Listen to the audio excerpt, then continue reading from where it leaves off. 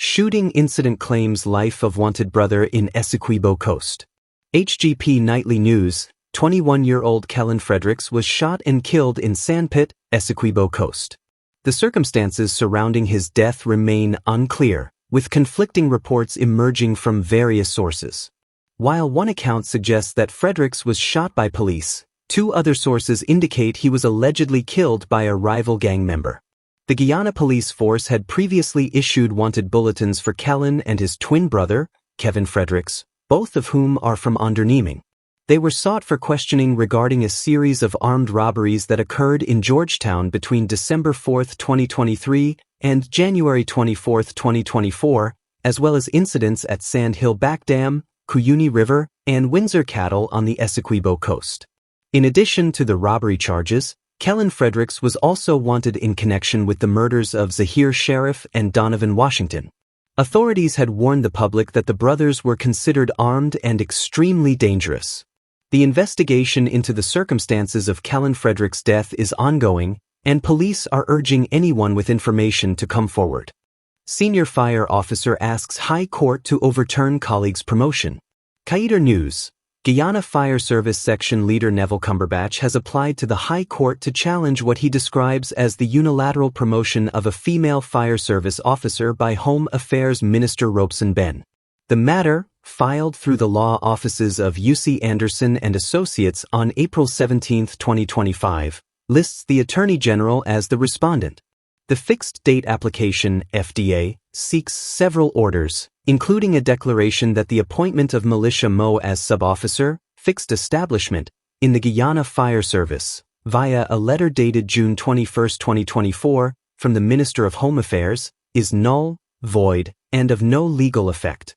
Cumberbatch is also seeking an order of certiorari to quash the appointment, as well as an order of prohibition to prevent the minister from proceeding with the appointment, both on the same grounds. According to the document, Cumberbatch, who has been vocal on several issues regarding the Guyana Fire Service, noted that the appointment was not made in accordance with the statutory framework governing promotions of fire officers as outlined in the Fourth Schedule of the Fire Service Act, Cap 2202. In his FDA, Cumberbatch highlighted that Rules 2, 3, and 4 of the Fourth Schedule, Fire Service Regulations of the Fire Service Act, Cap 2202 are instructive. He stated that all promotions should be made by the Chief Fire Officer, except for the rank of sub-officer, which requires approval from the minister. The rules mandate that a selection committee be established, comprising 3 members appointed by the Chief Fire Officer to assist in promotion matters. This committee is responsible for interviewing and examining candidates and making recommendations to the Chief Fire Officer. Cumberbatch contends that the rules were not followed in the appointment of Militia Mo. He noted that no selection committee was appointed by Acting Chief Fire Officer Gregory Wickham and that there were no interviews or examinations conducted for the appointment. He also indicated that there was no correspondence sent from the Office of the Chief Fire Officer to the Minister of Home Affairs seeking approval for Mo's appointment. The last selection committee appointed and published in the Continuity Book was under the tenure of former Chief Fire Officer Marlon Gentle, January 1, 2009, to February 1, 2021. The Continuity Book is a public record that documents all promotions, examinations, selection committee appointments, and persons eligible for promotion. There was non-compliance with the Fourth Schedule, Fire Service Regulations of the Fire Service Act, Cap 2202, in that there was no selection committee appointed, no interviews or examinations conducted, and no recommendations from the Office of the Chief Fire Officer prior to Ms. Mo's appointment, he stated. As a result, Cumberbatch argues that the decision to appoint Militia Mo as sub-officer, fixed establishment, was made unilaterally and arbitrarily by the Minister of Home Affairs. He asserted, the entire process for the appointment of Ms. Mo to the office of sub-officer, fixed establishment, was flawed, irregular, and unlawful. Furthermore, Cumberbatch contends that at all material times, the Minister of Home Affairs acted contrary to the established statutory regime. He exceeded his powers by unilaterally appointing Militia Mo, failing to adhere to the required conditions and procedures set by law, and acting in an unreasonable and improper exercise of jurisdiction. In light of these issues, The applicant has requested that the court overturn Mo's appointment. Car lands in trench after crashing into another vehicle. Acquittal News. A car ended up in a trench on Monday after crashing into another vehicle at number 19 Village, Quarantine, Berbice, Region 6. Fortunately, there were no reports of injuries. According to a video that surfaced on social media, the car was submerged in the trench and covered in water, while onlookers gathered at the scene to watch as the situation unfolded. The other vehicle involved in the crash remained on the road with visible front-end damage. Eyewitnesses reported that it appeared the car lost control after the impact and veered directly into the trench.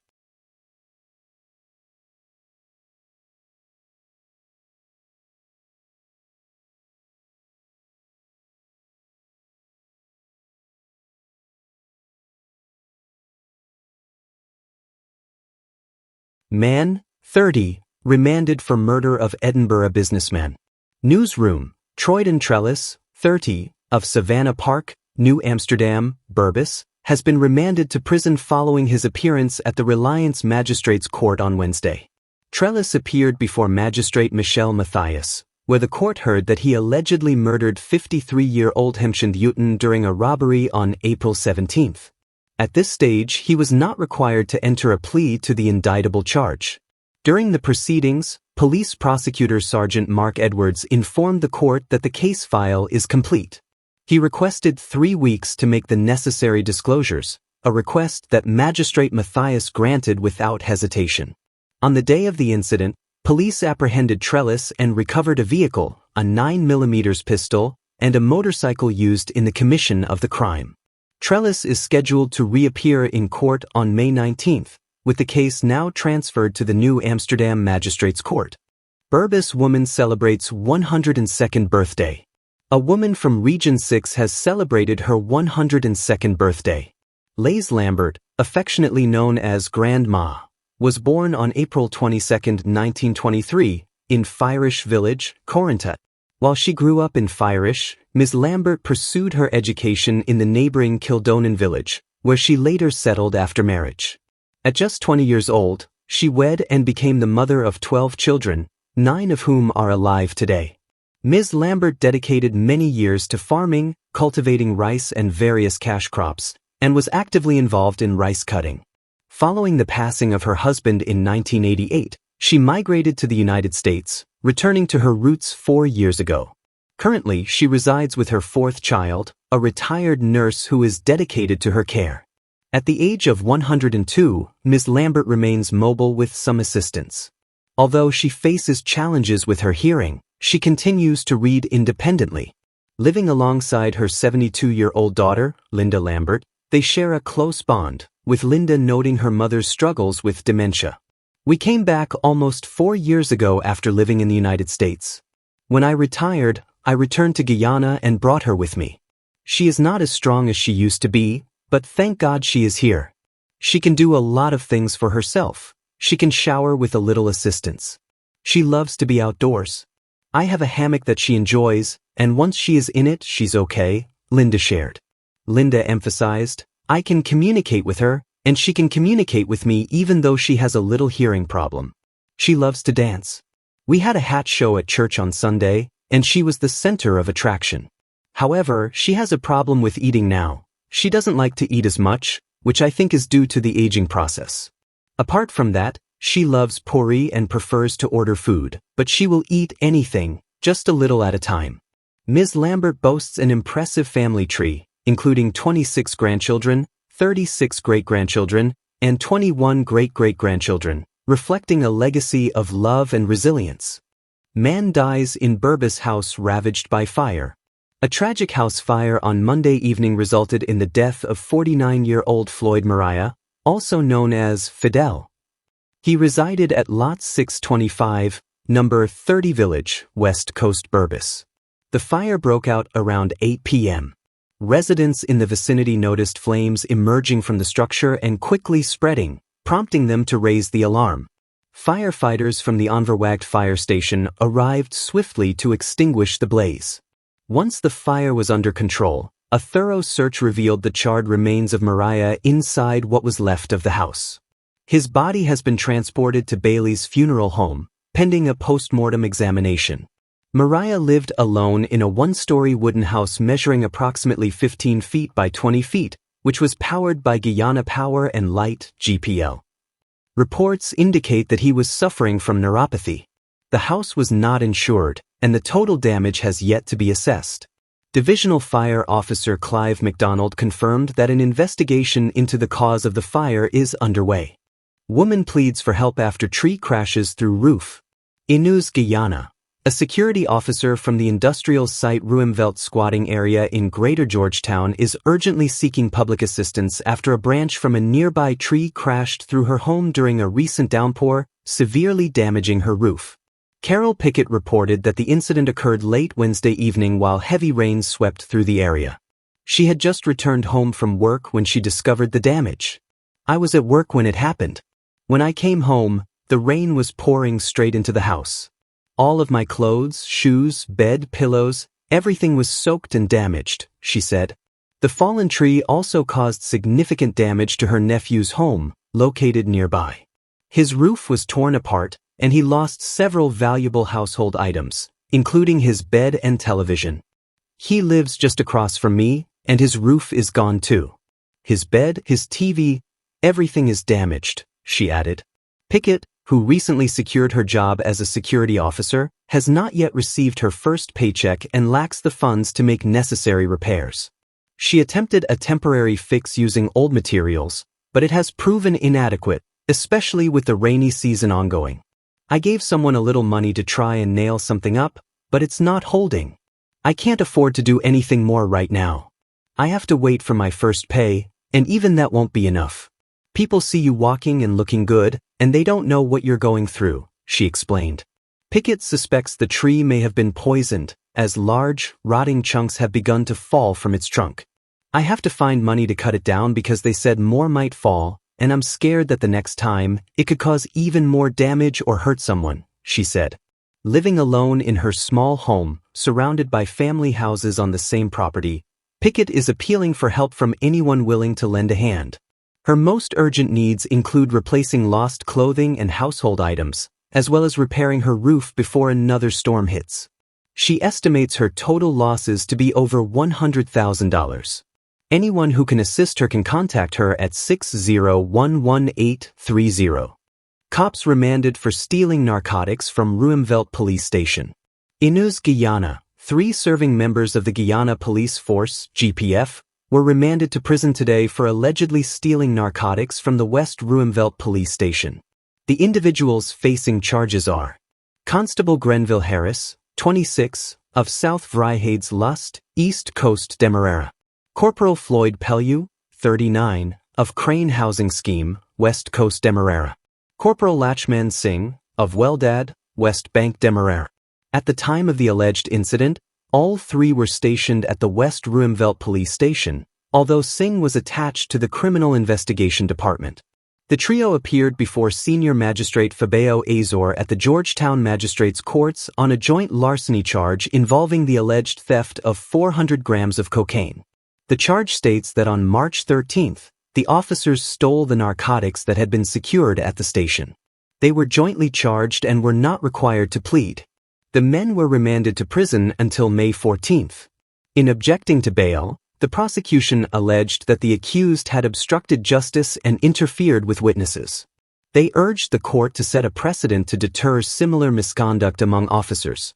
According to court information, the discovery of the missing drugs led to an internal investigation, with advice sought from the Director of Public Prosecutions for potential charges.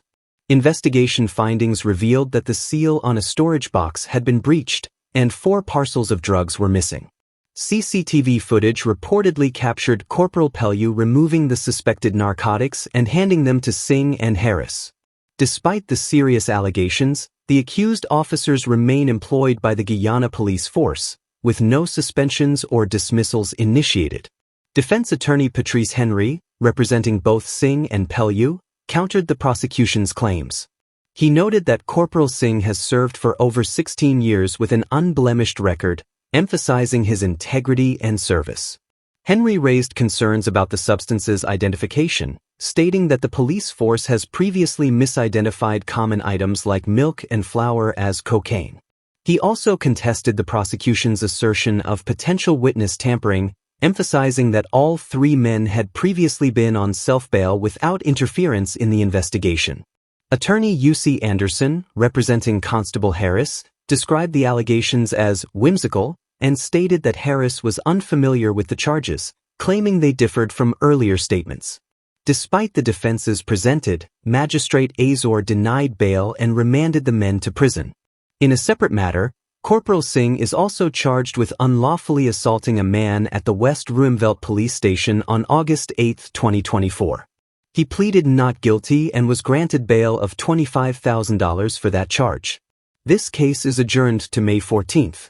Prosecution's lack of evidence allows businessman charged with attempted murder to walk free. Kaider News, a 46-year-old businessman from Bartica, Kuyuni, Mazaruni, Region 7, has been acquitted of attempted murder and felonious wounding charges due to a lack of evidence presented by the prosecution. Vivendra Balgobin of 5th Avenue Bartica was accused of shooting Conroy Cox, known as Pink Boy, and 18-year-old Lavella Douglas at a nightclub on August 30, 2023.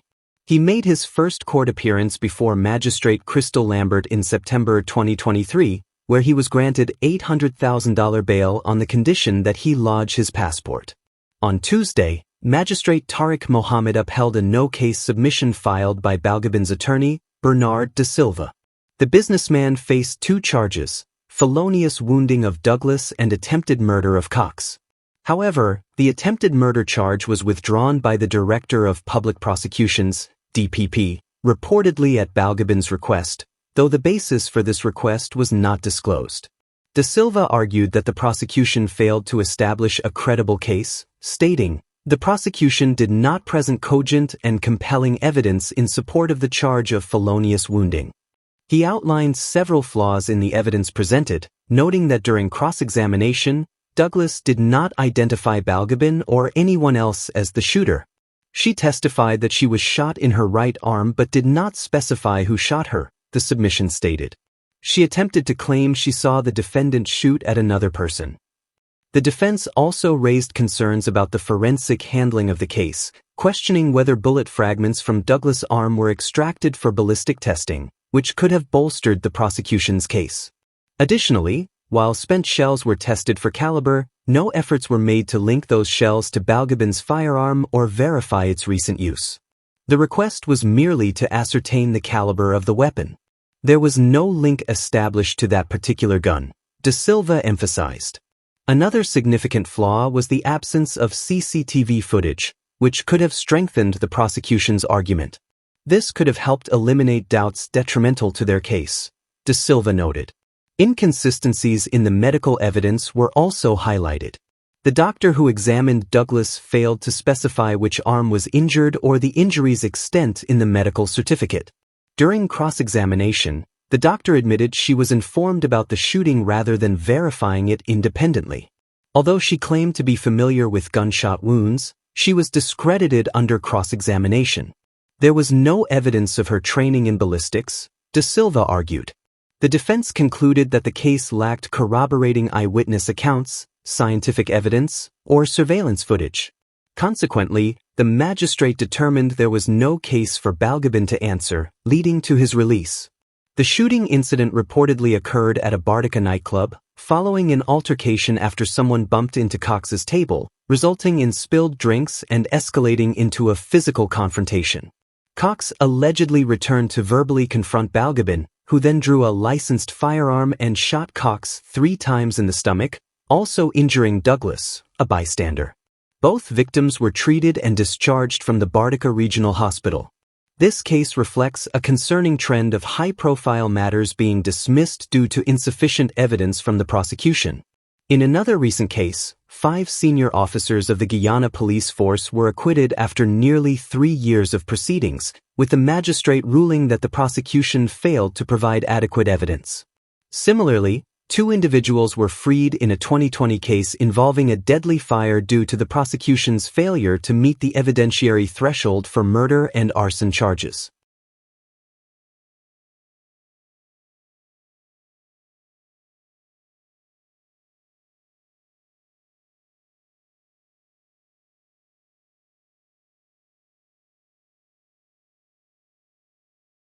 UG sees over 1,000 applications weekly. Acquittal News. The University of Guyana, UG, has reported receiving approximately 1,200 applications each week since the application process opened on April 1st. This influx is in preparation for the upcoming 2025 to 2026 academic year, which begins in September. The application period will close on May 6. In a recent release, the university highlighted that applications are being accepted for degree, diploma, and certificate programs. Prospective students can find information about courses, application processes, and other relevant details through the university's official channels, including its website and the Student Records Management System (SRMS). Official notices, press statements, and advertisements will also be shared via media partners. A prospective student, who wished to remain anonymous, expressed gratitude for the opportunity to study at UG. She indicated that financial constraints had previously prevented her from enrolling. If I attended UG last year, I would have faced a financial strain to pay the fee. Even if I had taken a loan, my salary wouldn't have been enough to pay it off, and I didn't want that burden, she stated. President Irfan Ali announced that starting January 2025, the government will eliminate all tuition fees for Guyanese students at the university, fulfilling a pledge from his administration's 2020 manifesto. The government has also begun writing off debts owed by students who studied at UG through Ministry of Finance-issued loans. This measure will benefit over 11,000 current students at UG immediately and all new entrants in the future, the president noted. This initiative will continue the advancement of our human capital for a more prosperous future for our country and for all the young people who will benefit. This year's budget allocated $13.1 billion to finance the university's operations, representing a 160% increase from the $5.2 billion allocated in 2024. UG is encouraging students who will sit this year's Caribbean Secondary Education Certificate, CSEC, examinations to apply early while awaiting their results. Students should indicate to the Caribbean Examination Council, CXC, that they wish to have their results shared directly with the university, reducing the risk of disappointment if program quotas are filled. No title after 2 years. Buyers take possession of land at private development. Newsroom. 2 years after purchasing 3 plots at Plantation Little Diamond from a private developer, Lalchand and Ramdai Jaisingha have yet to receive land titles and have now been forced to take possession of the property only to discover that the lots may have been allegedly resold to others. The land, part of a 17-acre scheme developed by Raydan Housing Incorporated, was sold to the Jaisinghas in 2022 through SMS Realty, which acted as an agent for Raydan. According to documents seen by Newsroom, the agreements of sale were signed in July of that year. However, without legal titles, the couple moved to occupy the land last week, only to be informed that the lots had already been sold again, news that has left them deeply unsettled. Background on Raydan Housing Inc. The Jaisinghas situation is the latest in a series of allegations surrounding the embattled housing company. Initially marketed as a luxury gated community comprising 133 lots, Raydan's development launched in 2015 promised paved roads, modern infrastructure, 24-hour security, and premium amenities. Nearly a decade later, the site has seen the completion of no more than a dozen homes, with many basic utilities remaining unavailable or incomplete. Residents, many of whom are professionals, civil servants, and business owners, say they've been left in limbo. With no working streetlights, frequent cattle intrusions, rising incidents of theft, and internal roads deteriorating due to poor weather and unregulated dumping of sand, some homeowners have taken it upon themselves to maintain sections of the scheme. One resident reportedly built a road and installed water connections at his own expense. Central to the scandal are company officials accused by residents of unauthorized land sales and questionable financial dealings. One official previously faced fraud-related charges in 2023. Additionally, allegations have surfaced regarding forged signatures and the unexplained use of funds, reported to be between $38 million and $40 million. Originally allocated for condominium construction and other development works. Shareholders of Raydan Housing appear to be divided, and a lawsuit reportedly exceeding $200 million is in preparation. Meanwhile, calls for audits, shareholder accountability, and criminal investigations are growing louder. For residents like the Jaisinghas, the situation has taken a significant personal and financial toll. NGSA results to be announced in June, Manikchand. Education Minister Priya Manikchand announced on Wednesday that the results for this year's National Grade 6 Assessment, NGSA, will be released in June. Minister Manikchand made the announcement during her remarks at the ministry's SM Fair held at the Arthur Chung Conference Center. "We just concluded the NGSA last week, and I can confirm that the results will be available on or before June 26 this year," she stated. The Caribbean Examination Council already has the examination papers and will begin standardization processes starting Friday, which includes batching and other necessary procedures. The NGSA, held on April 16 and 17, saw the highest student turnout since the COVID-19 pandemic. The Education Ministry reported that Region 5 achieved the highest attendance rate at 98.8%. Additionally, 115 students with special educational needs participated in the exams, and 91 students took the exams in Spanish. The Spanish version of the secondary entrance exam was introduced last year. The minister emphasized that access to education has significantly improved, and the ministry remains committed to achieving universal education in Guyana at all levels. Currently, the country has achieved universal education at the primary level. AFC calls for establishment of police oversight authority. By news source Guyana, the Alliance for Change, AFC, is advocating for the establishment of an independent police oversight authority, which would have broad powers to investigate misconduct by members of the Guyana police force and recommend penalties. This call from the AFC follows the recent police killings of Ronaldo Peters and Kian Fogene in Linden. These incidents are currently under investigation by the Regional Security Systems and the Guyana Police Force Office of Professional Responsibility. However, AFC leader Nigel Hughes has expressed concerns about the effectiveness of these investigations. The opposition party is now urging the National Assembly to create the Police Oversight Authority. The AFC proposes a resolution to be laid in the National Assembly on April 25, 2025, calling for the immediate establishment of the Independent Police Oversight Authority, IPOA, a civilian-led body with full powers to investigate police misconduct and recommend criminal or disciplinary action. This is not an attack on the police, it is a commitment to justice and accountability, for victims, for families, and for the many honorable officers who serve with integrity and deserve public trust, the AFC stated in its announcement. AFC leader Nigel Hughes emphasized that the party will be moving a parliamentary resolution on this issue and proposes the formation of a 12-member independent authority appointed by Parliament, with no current or former law enforcement officers included.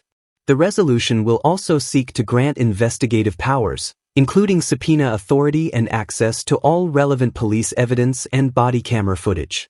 Furthermore, the AFC insists that if the resolution is accepted by Parliament, the authority must be mandated to report regularly through community engagement, and its funding should come directly from the National Assembly, independent of police control.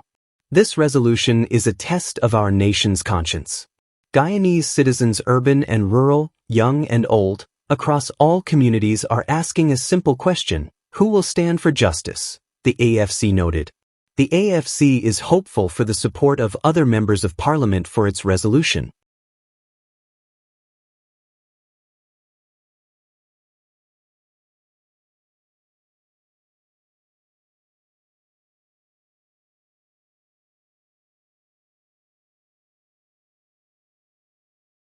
NANDLAW criticizes U.S. report on money laundering, corruption, and drug trafficking in Guyana.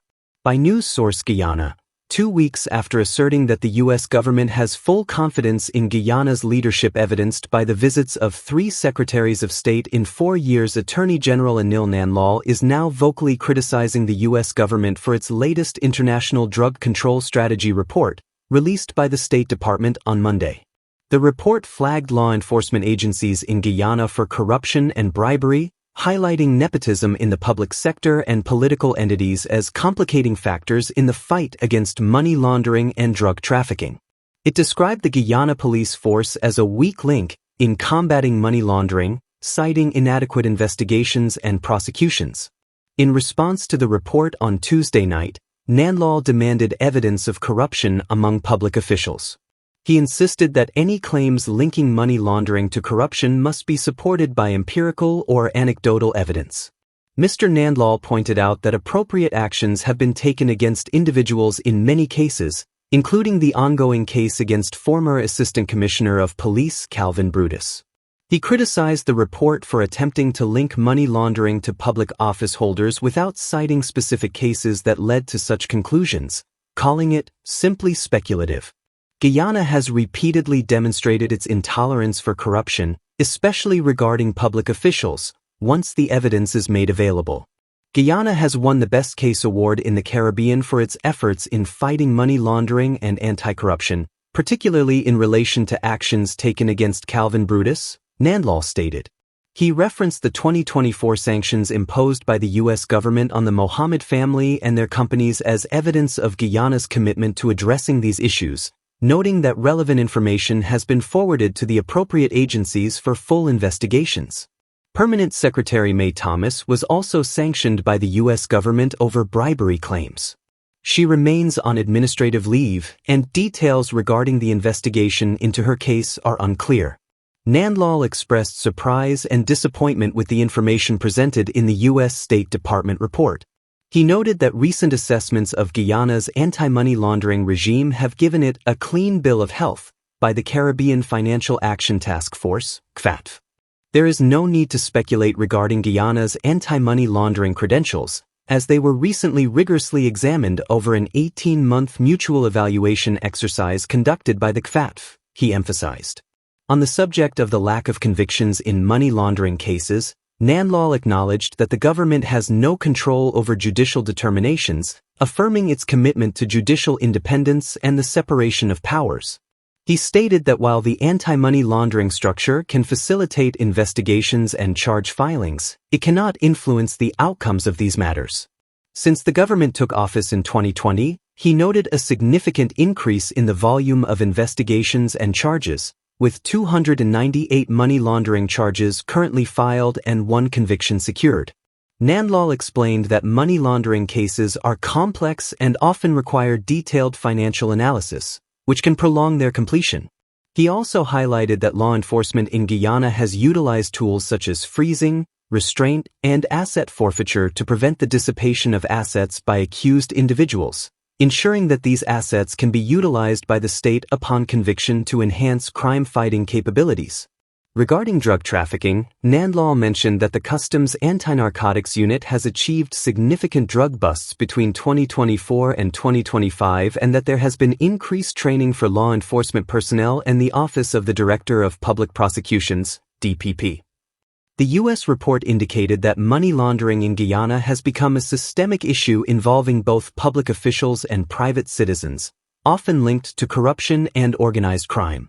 It noted that Guyana's vulnerabilities arise from a relatively small financial sector and limited regulatory resources, making effective enforcement of stringent anti-money laundering measures challenging. The report pointed out that the local gold mining sector contributes significantly to money laundering, with gold smuggling often used to disguise illicit funds and evade regulations. It detailed methods including large cash deposits through forged agreements for non-existent precious minerals and cross-border transport of concealed precious metals to avoid taxes and duties.